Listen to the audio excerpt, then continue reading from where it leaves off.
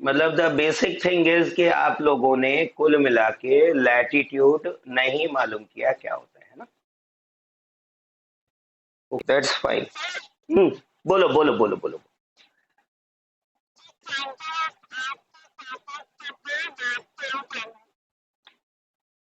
Only north south angle. Okay चलो देखो।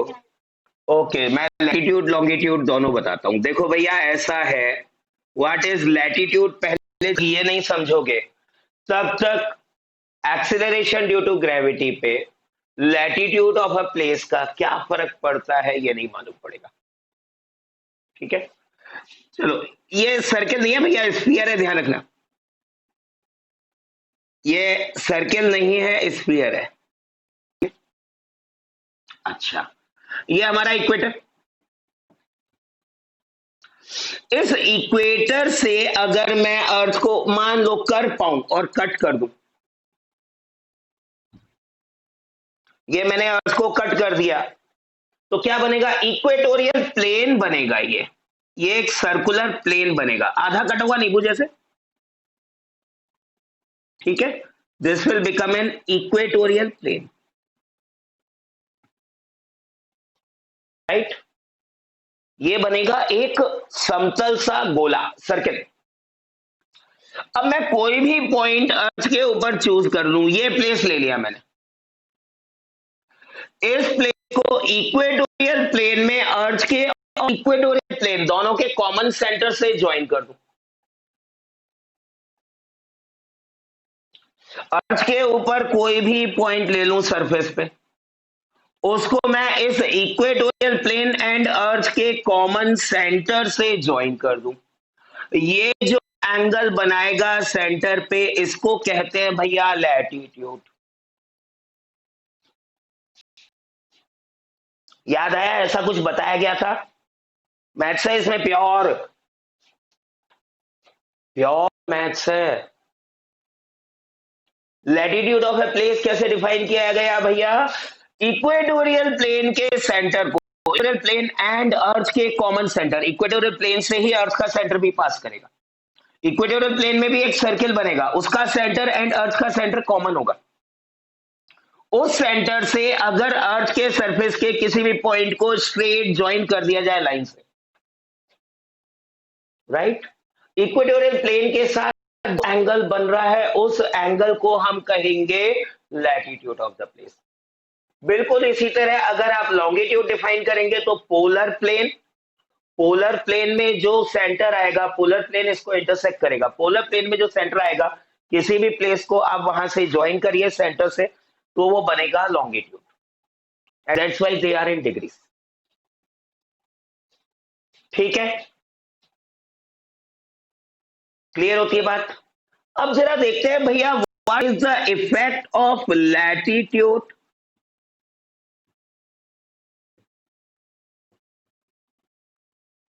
on acceleration due to gravity at any place।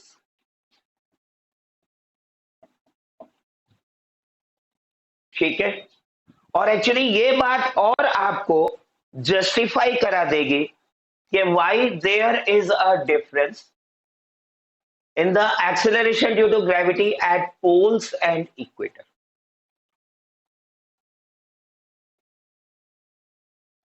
ठीक है, अब यहां जरा बात समझते हैं।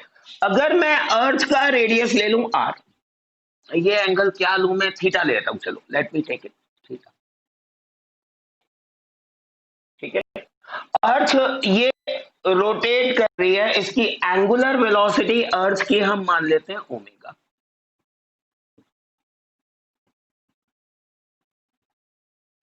ठीक है, अर्थ की हमने एंगुलर वेलोसिटी मान ली, एंगुलर वेलोसिटी मान रहा हूं, लीनियर नहीं मान रहा हूं।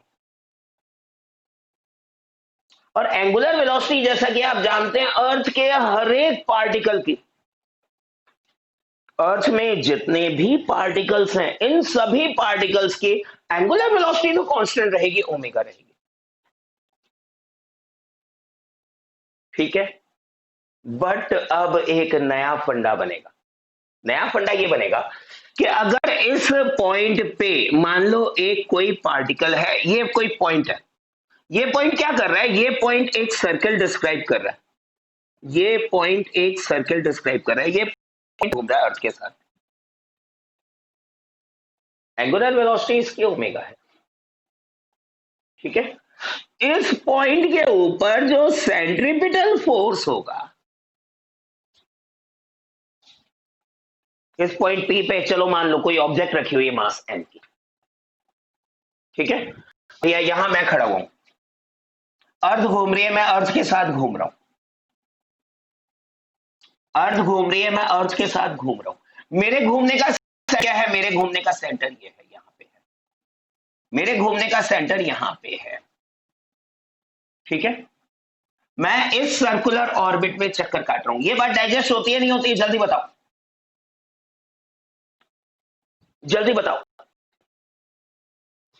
पक्का पक्का हो गई, श्योर, अच्छा।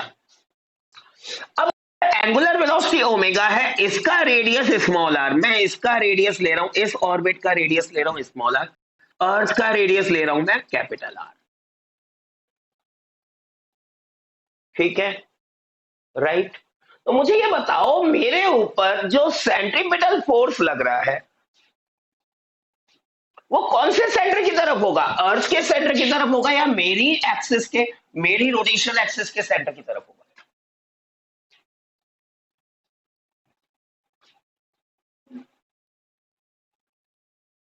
ये टेढ़ा सवाल है, सोच के जवाब देना।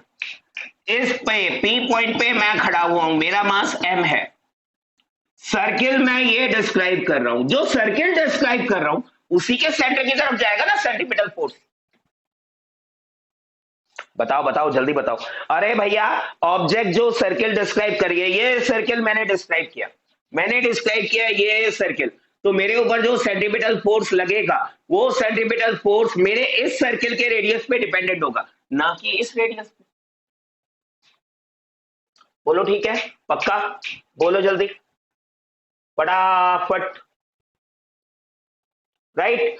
तो मेरे ऊपर यहां जो सेंट्रीफ्यूगल फोर्स लगेगा आउटवर्ड, ये लगेगा भैया एम आर ओमेगा स्क्वायर, मैं यहां ऊपर लिख देता हूं एम आर ओमेगा स्क्वायर,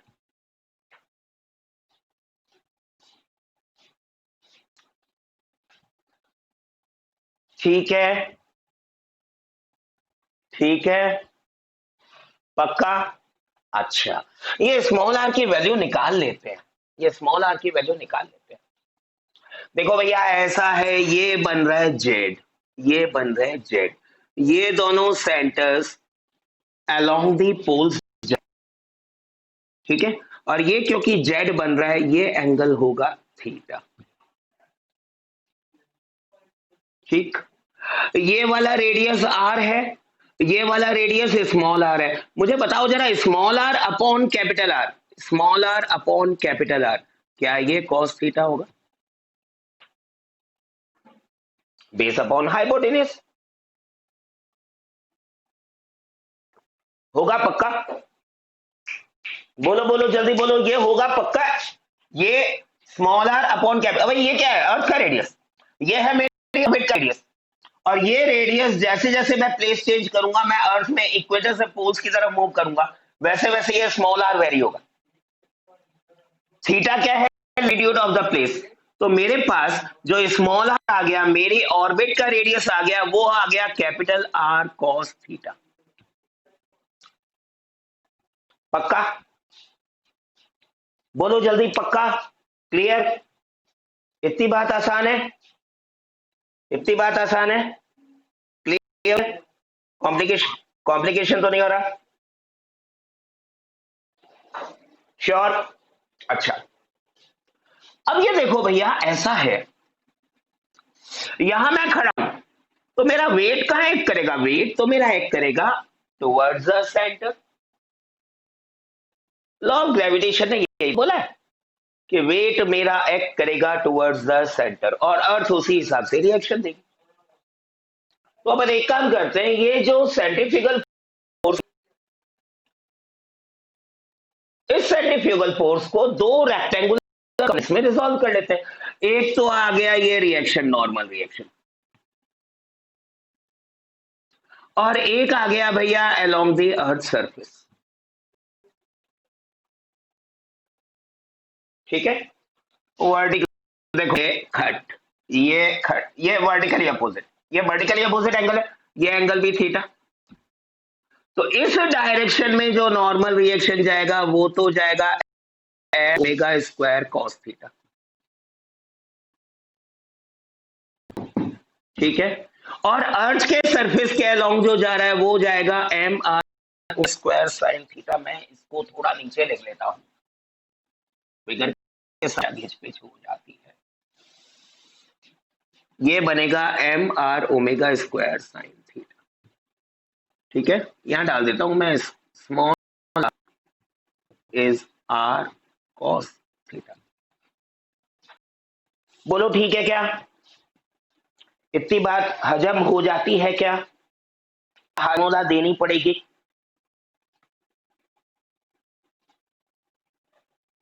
बोलो बोलो जल्दी, बोलो जल्दी, बोलो जल्दी, बोलो, बताओ बताओ बताओ बताओ, बोलो। ठीक है, ये centrifugal force M R omega square cos theta ये एक्ट कर रहा है जिस प्लेस में मैं खड़ा हूं, इस प्लेस पे सेंटर से आउटवर्ड। तो यहां मेरा जो नेट वेट होगा, वो मेरा वेट क्या होगा? देखो भैया, एम जी तो मेरे ऊपर एक्ट कर रहा है डाउनवर्ड, उसमें से ये वेक्टर माइनस हो गया। तो मैं कहता हूं अगर G dash is acceleration due to gravity at this place,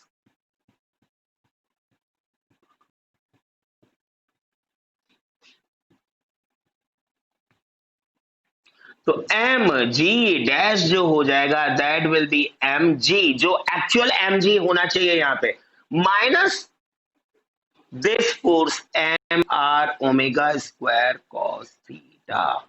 sign theta वाला कंपोनेंट तो परपेंडिकुलर है, परपेंडिकुलर होने से इनका डॉट प्रोडक्ट जीरो हो जाता है, एंड बिकॉज ऑफ दैट इसका कोई भी असर वेट के कंपोनेंट के ऊपर नहीं पड़ेगा। Are you all able to get this? बताओ जल्दी बताओ, कोई दिक्कत? कोई दिक्कत? यहां से जरा एम कॉमन लेके काट पीट दो, नक्की कर दो, चक्कू चला दो। जी डैश ये आ गया G minus omega square cos theta. This is the variation in the acceleration due to gravity due to the latitude theta of a place.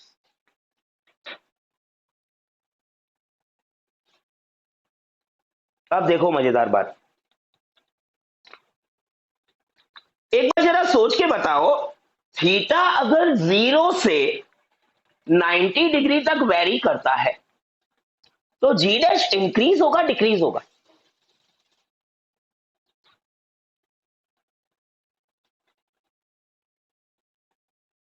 सोच लो सोच लो सोच लो, कॉस थीटा की क्या प्रॉपर्टी है? कॉस थीटा की क्या प्रॉपर्टी है? कॉस थीटा की प्रॉपर्टी है भैया, थीटा 0 होता है तो कॉस थीटा 1 होता है, थीटा 90 होता है तो कॉस कॉस 90 0 हो जाता है। As theta increases from 0 degree to 90 degree, cos theta decreases from 1 to 0। अरे भैया, थीटा 0 से 90 हो रहा है, cos थीटा 1 से 0 हो रहा है। बड़ी सीधी भाषा में बोलूं, बड़ी सीधी भाषा में बोलूं तो यहां पे दो केस बन गए भैया। एट इक्वेटर, इक्वेटर पे थीटा इज 0 तो जी डैश आ जाता है G minus R omega square, cos 0 is 1। ठीक है, at poles theta is 90 degree, और थीटा अगर 90 डिग्री है, जी डैश आ जाता है G minus R omega square cos 90 is 0, यानी जी डैश आ जाता है जी के equivalent. Therefore, acceleration of gravity is maximum at the poles, minimum at the equator. Acceleration due to gravity is minimum at equator, maximum at poles. Acceleration due to gravity is minimum at equator, maximum at poles. ये हमारा आया जी dash की बजाय भले ही इसको जी at equator नाम दे दो, जी ई, और इसको जी डैश की बजाय जी एट पोल्स नाम दे दो, तो कौन सा ज्यादा है? जी पोल्स ज्यादा है। अगर आप g at poles minus g at equator करते हैं, तो क्या ये डिफरेंस ओमेगा स्क्वायर आर के इक्विवेलेंट आ जाएगा? क्या ये डिफरेंस ओमेगा स्क्वायर आर के इक्विवेलेंट आ जाएगा?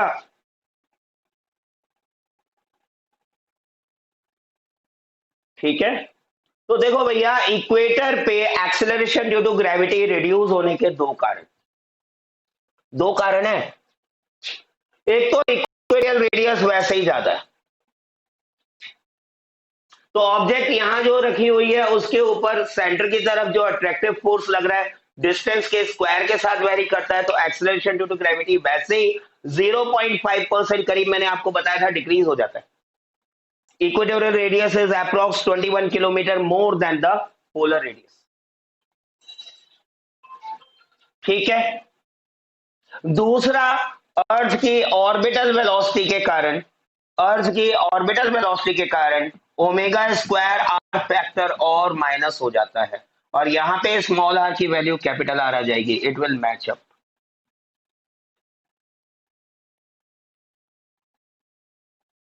बात समझ में आ रही है?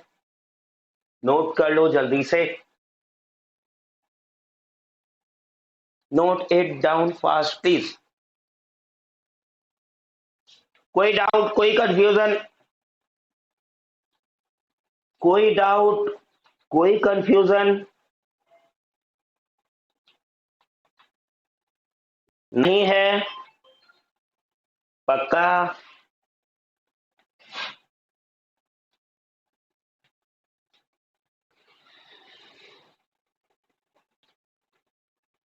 नोट हो तो ही बता दियो मुझे।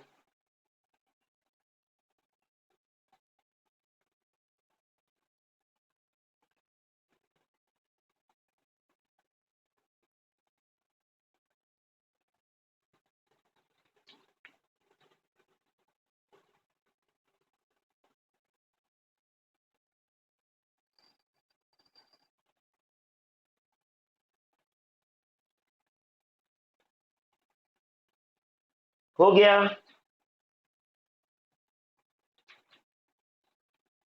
हो गया क्या?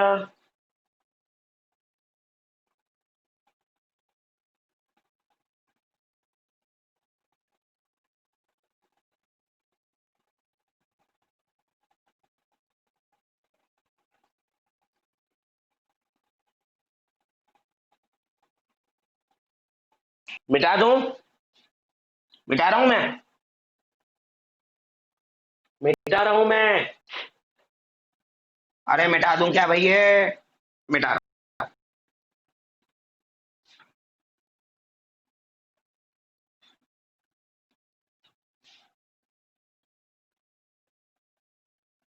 अच्छा एक बार बताओ, ये ग्रेविटेशनल फोर्स कांटेक्ट फोर्स है नॉन कांटेक्ट फोर्स है?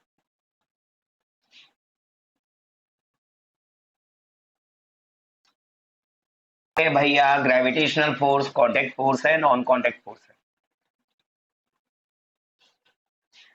बोलो भाई, बोलो भाई। ये तो मालूम होगा ना, 11 के 11 लोगों को। 4 गायब हो गए। नॉन कांटेक्ट है भैया। अब नॉन कांटेक्ट फोर्स तो है नहीं कि खाली जगह में जादू की छड़ी से कोई फोर्स लग गया, राइट? तो जो जादू की छड़ी है, एक्चुअली उस जादू की छड़ी को डिस्क्राइब करने के लिए एक कंसेप्ट आता है, ग्रेविटेशनल फील्ड।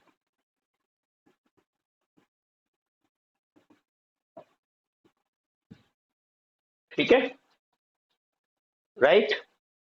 अब ये ग्रेविटेशनल फील्ड होता क्या है, कैसे डिफाइन कर इसको? देखो भाई, बड़ी सिंपल सी बात है। अगर मैं बिल्कुल फिल्मी मुंबईया लैंग्वेज में बात करूं, फिल्मी बॉलीवुड लैंग्वेज, ठीक है, उस लैंग्वेज में बात करूं तो ये है ग्रेविटेशन का इलाका। जैसे वहां होता है ना, ये डॉन का इलाका है, ये भाई का इलाका है, राइट। अब इलाके का मतलब क्या है भैया? इलाके का मतलब बड़ा सिंपल सा है कि अगर कोई एक ऑब्जेक्ट यहां पे रखी हुई है, ये ऑब्जेक्ट नहीं, अर्थ नहीं है, कोई भी एक ऑब्जेक्ट, एनी ऑब्जेक्ट, ठीक है। ये जो ऑब्जेक्ट है अपने आसपास कुछ फाइनाइट स्पेस में, अपने आसपास के कुछ फाइनाइट स्पेस में कोई दूसरी ऑब्जेक्ट अगर एंट्री लेती है तो कहती है हाँ मेरे इलाके में आ गई, अब मैं इसको अट्रैक्ट करूंगी, मेरे इलाके में आ गई, now I will exert force of gravitation on it. ये ऑब्जेक्ट यहां पे रखी थी, छोटू सी पिद्दी सी, ये कह रही है भैया तू बहुत दूर है, मैं अभी तेरे ऊपर कोई फोर्स नहीं लगा सकती। ये ऑब्जेक्ट थोड़ा पास में आ गई, इसने कहा थोड़ा और पास आ जा, फिर मैं बताऊं तुझे। एंड जैसे ही ये थोड़ा सा और पास है, यहां से क्या हुआ, फोर्स लगना शुरू हो गया, राइट। तो ग्रेविटेशनल फील्ड है क्या? रीजन और स्पेस अराउंड एनी ऑब्जेक्ट, ठीक है। ग्रेविटेशनल फील्ड क्या है? इट इज रीजन और space around any object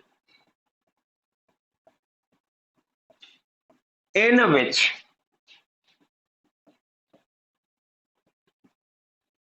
it can exert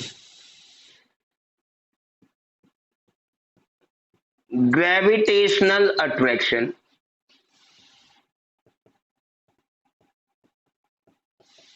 on any other object।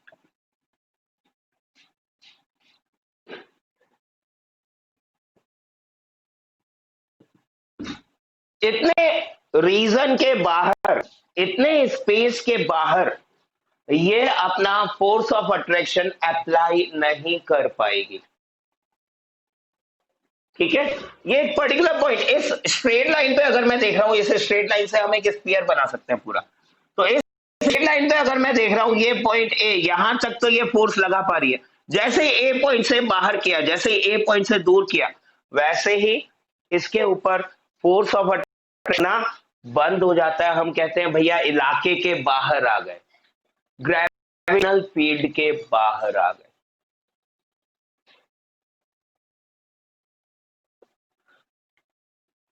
ठीक,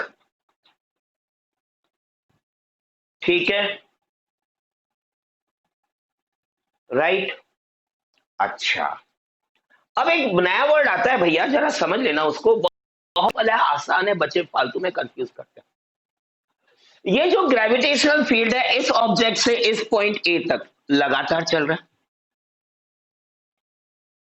तो हमने कहा भाई अगर इस पूरे फील्ड में मैं कोई भी जनरल पॉइंट ले लूं, कोई भी जनरल पॉइंट, इस पॉइंट पे इस ग्रेविटेशनल फील्ड की इंटेंसिटी क्या है ये बताओ मुझे, कितनी ताकत है इस ग्रेविटेशनल फील्ड में, राइट। इस पॉइंट पे कितनी है, आगे बढ़ो कितनी है, आगे बढ़ो कितनी है, आगे बढ़ो कितनी है, ग्रेविटेशनल फील्ड में कितनी इंटेंसिटी है, राइट। तो वो ग्रेविटेशनल फील्ड इंटेंसिटी को कुछ assumptions, again assumptions, physics is full of assumptions, कुछ एजम्पशन लेते हुए हम डिफाइन करेंगे। तो पहले जो एजम्पशन है वो डिफाइन कर लेते हैं। एजम्पशन हम क्या लेने वाले हैं? एजम्पशन हम लेने वाले हैं एक टेस्ट चार्ज, सॉरी टेस्ट मास। एजम्पशन हम लेने वाले हैं टेस्ट मास, इस टेस्ट मास को मैं डिनोट करता हूं एम नॉट से, इस टेस्ट मास को मैं डिनोट करता हूं एम नॉट से। ठीक है, अब इस टेस्ट मास में खासियत क्या है? इस टेस्ट मास में खासियत यह है कि इसका मास तो है यूनिटी, मास तो है यूनिटी, ये हो सकता है, प्रैक्टिकली पॉसिबल है, ये प्रैक्टिकली पॉसिबल है। ठीक है, बट जो सेकंड एजम्पशन हम लेने वाले हैं वो प्रैक्टिकली पॉसिबल नहीं है। फर्स्ट एजम्पशन तो हमने ले लिया, चलो ये प्रैक्टिकली पॉसिबल हो जाएगा। यूनिट मास 1 किलोग्राम या 1 पॉन्ड या समथिंग लाइक दैट। ठीक है, 1 ounce it can be taken, unity mass ले सकते हैं। सेकंड जो एजम्पशन लिया जा रहा है वो ये लिया जा रहा है कि it is incapable of modifying gravitational field around itself।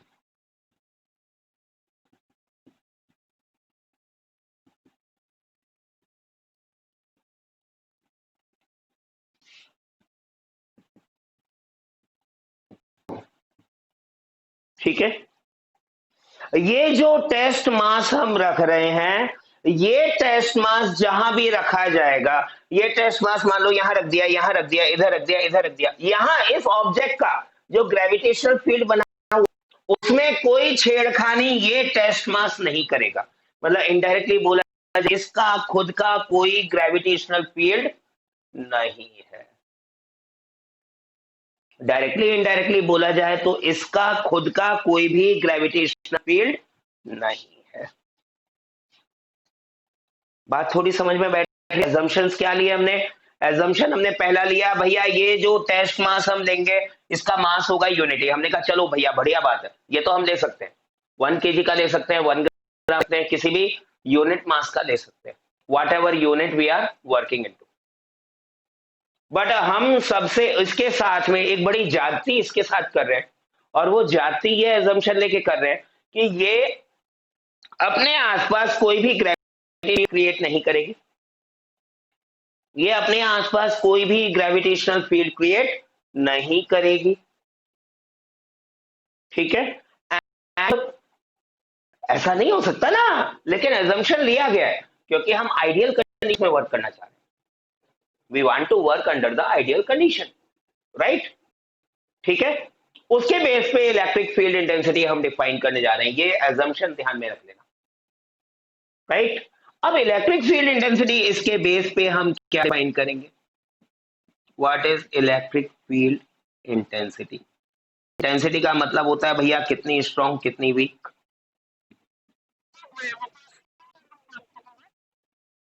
अरे आई एम सॉरी, एक्चुअली वो 12th में पूरा electric I am sorry, I am sorry, I am sorry, I am sorry.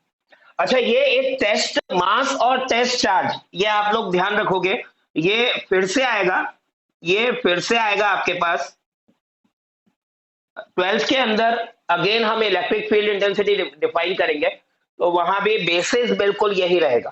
ठीक है, वहां भी टेस्ट चार्ज लेंगे, वहां भी उसको रीडिफाइन करेंगे, everything will be doing in the same manner, तो प्रोसीजर बिल्कुल सेम रहेगा। तो 12th में अपन लोग थोड़ा सा फास्ट हो जाएंगे। तो ग्रेविटेशनल फील्ड इंटेंसिटी जो है वो कैसे डिफाइन करेंगे? वो हम डिफाइन करेंगे भैया, what is the force of attraction per unit test mass. Electric field intensity कैसे डिफाइन करेंगे? Force of attraction by any object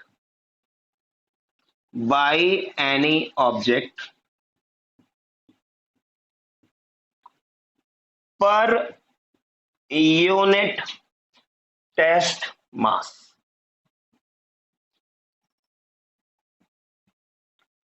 मतलब बड़ी सिंपल सी बात है, मैं इस पॉइंट पे लेके आया ऑब्जेक्ट को, इस पॉइंट का कुछ डिस्टेंस है इस ऑब्जेक्ट के सेंटर से।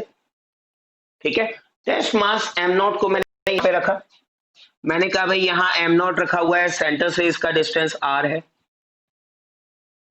राइट? तो यहां पे यूनिट मास पे कितना फोर्स, यूनिट टेस्ट मास पे कितना फोर्स अप्लाई हो रहा है, यूनिट टेस्ट मास पे कितना फोर्स अप्लाई हो रहा है, ये मुझे देगा ग्रेविटेशनल फील्ड इंटेंसिटी,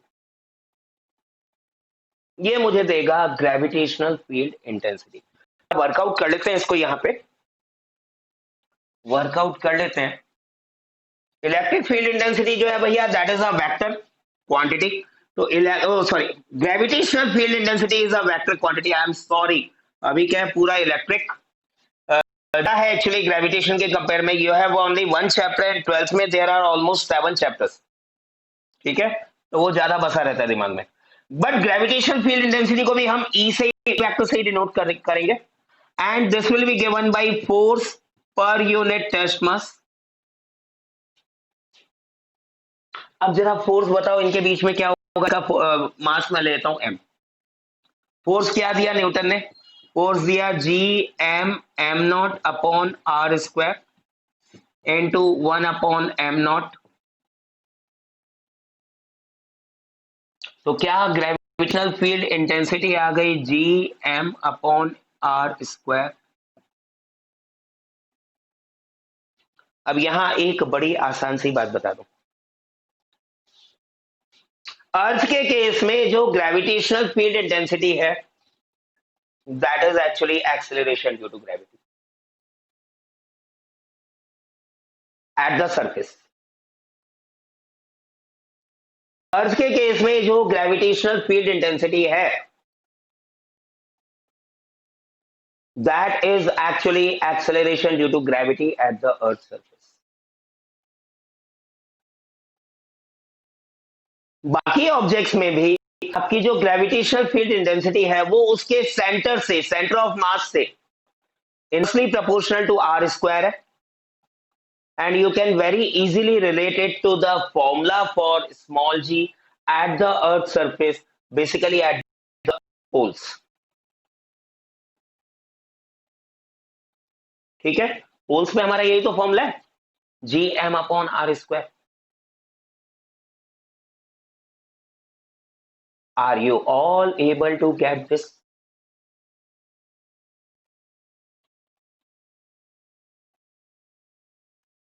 अरे भैया ये बात समझ में आती है क्या,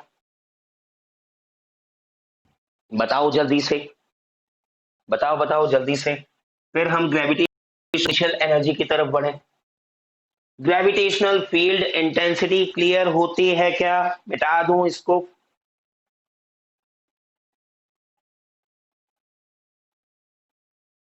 हाँ, या इसको एक और तरीके से डिफाइन करा दूंगा आपको।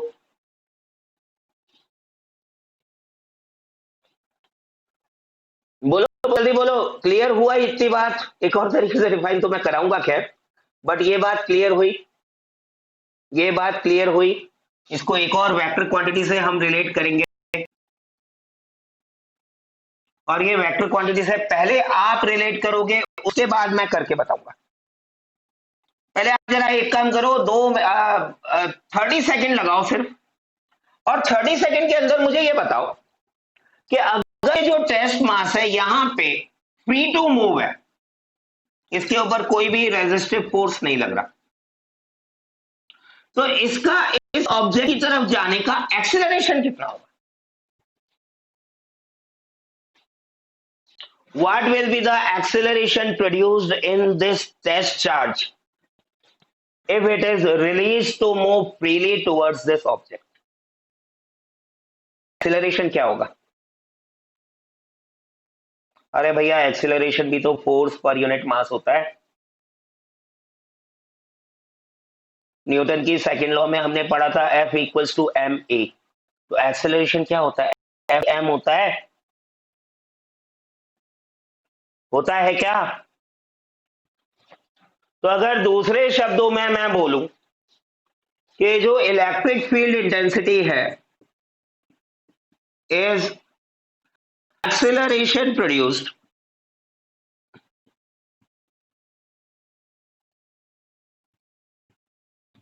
in unit mass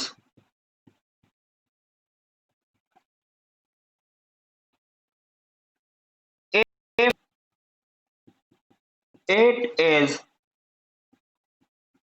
free to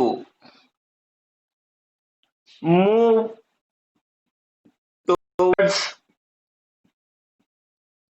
object exerting gravitational pull.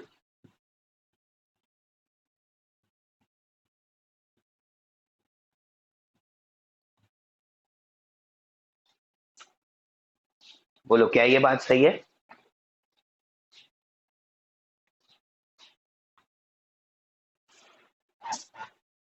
अच्छा, इसका टाइम क्या होगा?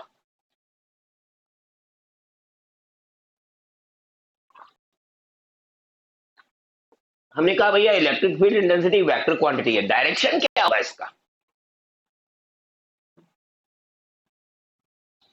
इसका डायरेक्शन होगा भैया टुवर्ड्स द ऑब्जेक्ट। टेस्ट मास जो है उसका अपना कोई अस्तित्व नहीं है, उसका खुद का कोई ग्रेविटेशनल फील्ड नहीं है, एंड क्योंकि उसका खुद का अस्तित्व नहीं है, उसका खुद का एग्जिस्टेंस नहीं है, उसका खुद का कोई ग्रेविटेशनल फील्ड नहीं है, तो ये जो इलेक्ट्रिक फील्ड इंटेंसिटी है it will be directed towards the object. It will be directed towards the object. ठीक है, ठीक है, सिंपल। मिटा रहा हूं।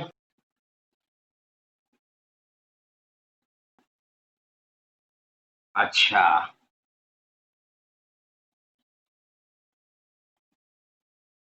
अभी जरा बात समझते हैं बड़ी सिंपल सिंपल सी कि ग्रेविटेशनल पोटेंशियल एनर्जी नाम की चिड़िया क्या है। What is gravitational potential energy?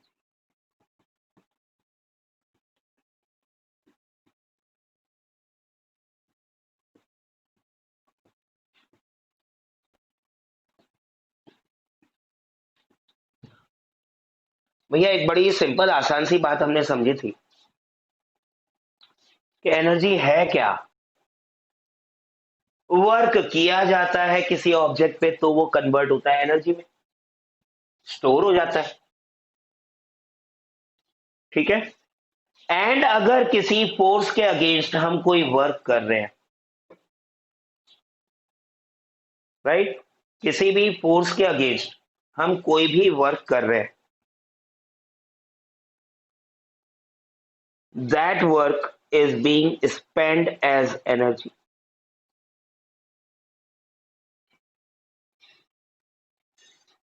ठीक है क्या भैया? बड़ी सिंपल सिंपल सी बात है। आप लोगों ने 9th क्लास में ये पढ़ा था कि अगर अर्थ से थोड़ा ऊपर किसी ऑब्जेक्ट को रेज कर रहे हैं, ठीक है,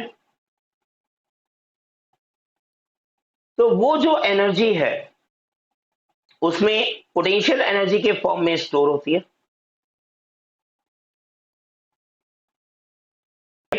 it is stored as a potential energy, simple. And जब हम उसको ऊपर से रिलीज कर देते हैं तो पोटेंशियल एनर्जी उसकी लगातार डिक्रीज होती जा रही है। अब एक थोड़ा सा इसको नए कंसेप्ट फॉर्म में समझो। ये एक ऑब्जेक्ट यहां रखी हुई है,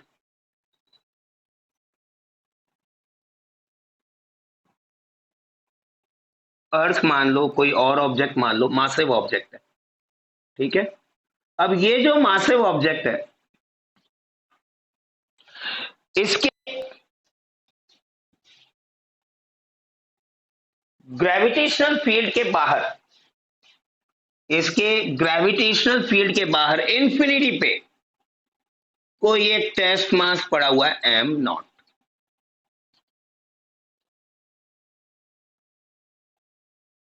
ठीक, अच्छा, अब मैं क्या चाह रहा हूं, सिर्फ ग्रेविटेशनल पोटेंशियल एनर्जी मेजर करना। इस कंसेप्ट को बहुत ध्यान से समझ लेना, बहुत ध्यान से। मैं चाह रहा हूं भैया सिर्फ पोटेंशियल एनर्जी का रोल, काइनेटिक एनर्जी का रोल नहीं चाह रहा बिल्कुल। मैं क्या चाह रहा हूं, सिर्फ पोटेंशियल एनर्जी का रोल रहे, काइनेटिक एनर्जी का रोल बिल्कुल नहीं आए। ठीक है, और इंफिनिटी से इस टेस्ट मास को मैं लेके आया आया पास आया पास आया, इसकी तरफ आऊंगा तो क्या होगा, एक्सेलरेशन प्रोड्यूस होगा। जैसे ही मैं इस ऑब्जेक्ट के ग्रेविटेशनल फील्ड में एंट्री लूंगा, इस टेस्ट मास को जैसे ही मैं आऊंगा, जैसे ही इसके ग्रेविटेशनल फील्ड में एंट्री होगी, वैसे ही इसमें एक्सेलरेशन प्रोड्यूस होगा। वैसे ही इसमें क्या प्रोड्यूस होगा, एक्सेलरेशन। और एक्सेलरेशन प्रोड्यूस होगा तो काइनेटिक एनर्जी का इंटरफेरेंस आ जाएगा। आएगा नहीं आएगा, एक्सेलरेशन प्रोड्यूस होगा, वेलोसिटी चेंज होगी, वेलोसिटी चेंज होगी तो काइनेटिक एनर्जी चेंज होगी, और काइनेटिक एनर्जी चेंज होगी तो हमारी एक नई एनर्जी आ गई साथ में, हम पोटेंशियल एनर्जी मेजर ही नहीं कर सकते। ठीक है, तो अगेन एजम्पशन कि इंफिनिटी से इस ऑब्जेक्ट को मैं इसके ग्रेविटेशनल फील्ड, यहां तक है मान लो इसका ग्रेविटेशनल फील्ड, यह है इसका ग्रेविटेशनल फील्ड, यह पूरा इसका ग्रेविटेशनल फील्ड। इंफिनिटी से इस ऑब्जेक्ट को मैं धीरे धीरे, टेस्ट मास को मैं धीरे धीरे धीरे धीरे लेके आया, यहां तक तो कोई दिक्कत नहीं है। बट अगर मुझे इसके ग्रेविटेशनल फील्ड के मान लो इस पॉइंट पे लेके आना है, जैसे ही फील्ड में एंट्री लूंगा, ये कहेगा आजा, मैं अट्रैक्ट कर रहा हूं आजा, और मुझे इसको क्या करना है, क्वासी स्टैटिक प्रोसेस कहते हैं इसको हम कहते हैं क्वासी स्टैटिक प्रोसेस। ये क्वासी स्टैटिक फिर आने वाला है थर्मोडायनेमिक्स में, तो क्वासी स्टैटिक प्रोसेस में क्या होता है, हम इसको क्या करते हैं, बहुत धीरे धीरे धीरे धीरे, मतलब इस तरह से ला रहे हैं कि इसकी वेलोसिटी बिल्कुल चेंज ना हो, इसकी वेलोसिटी बिल्कुल चेंज ना हो, क्योंकि वेलोसिटी चेंज हो गई तो भैया काइनेटिक एनर्जी इन्वॉल्व हो जाएगी, एंड वो पंगा हम नहीं चाहते, राइट। तो बड़ी सिंपल सी डेफिनेशन, बुक ने आपकी जो डेफिनेशन दे रखी है वो बिल्कुल वैलिड है, मैं उसको बिल्कुल मना नहीं कर रहा, लेकिन उसने एजम्पशन साथ में मेंशन अगर किए भी है तो छोटे से बॉक्स में कर दिए हैं, बट वो आपको समझ में आने चाहिए एजम्पशंस क्या है, बिकॉज मैं ये चाहता हूं आप एजम्पशन से अभी कंफर्टेबल हो जाओ। ठीक है, 11th में पूरे साल बहुत सारे एजम्पशन, 11th में नहीं 12th में भी लेने हमको। तो ये जो एजम्पशन है हम क्या ले रहे हैं कि हम इसको ग्रेविटेशनल फील्ड में लाए, अब हमें क्या करना पड़ेगा, अब हमें इसको रोकना पड़ेगा, नहीं तो भाग मत, स्पीड मत बढ़ा, वेलोसिटी मत बढ़ा, धीरे धीरे जा, धीरे धीरे जा, धीरे धीरे जा। इस पर्टिकुलर पॉइंट पे लाने के लिए कितना वर्क डन हमें करना पड़ेगा, कितना वर्क डन हमें करना पड़ेगा, वो वर्क डन है ग्रेविटेशनल पोटेंशियल एनर्जी। वापस समझो बात को, किसी भी ऑब्जेक्ट टेस्ट मास को, किसी भी टेस्ट मास को इंफिनिटी से किसी दूसरे ऑब्जेक्ट के ग्रेविटेशनल फील्ड में किसी पॉइंट पे लाने के लिए किया गया वर्क डन, ठीक है, लेकिन वो work done quasi static process में होना चाहिए, लेकिन वो वर्क डन क्वासी, ये नहीं कि हमने ग्रेविटेशनल फील्ड में लाए और छोड़ दिया, जा भाई भाग जा। टेस्ट मास अगर यहां ग्रेविटेशनल फील्ड में लाके छोड़ दोगे, भाग जाएगा, सीधे जाके चिपक जाएगा। ठीक है, तो बड़ी आसान भाषा की बात यह है कि ये टेस्ट मास यहां पड़ा हुआ था बेचारा इंफिनिटी पे आराम से, कोई फील्ड नहीं इसके आसपास, मस्ती मार रहा है। ठीक है, अब इससे हमने कहा भाई चलो लेके चलते हैं तुम्हें ग्रेविटेशनल फील्ड में, फोर्स ऑफ अट्रैक्शन वगैरह दिखाते हैं। तो हम जैसे ही इसको फील्ड के पास पहुंचे, फील्ड के पास पहुंचे हमें सावधान हो जाना पड़ेगा, नहीं भैया तू धीरे धीरे जा, धीरे जा, धीरे धीरे जा, धीरे धीरे जा, धीरे धीरे जा। तो we have to take at a uniform velocity, have to take it at a uniform velocity।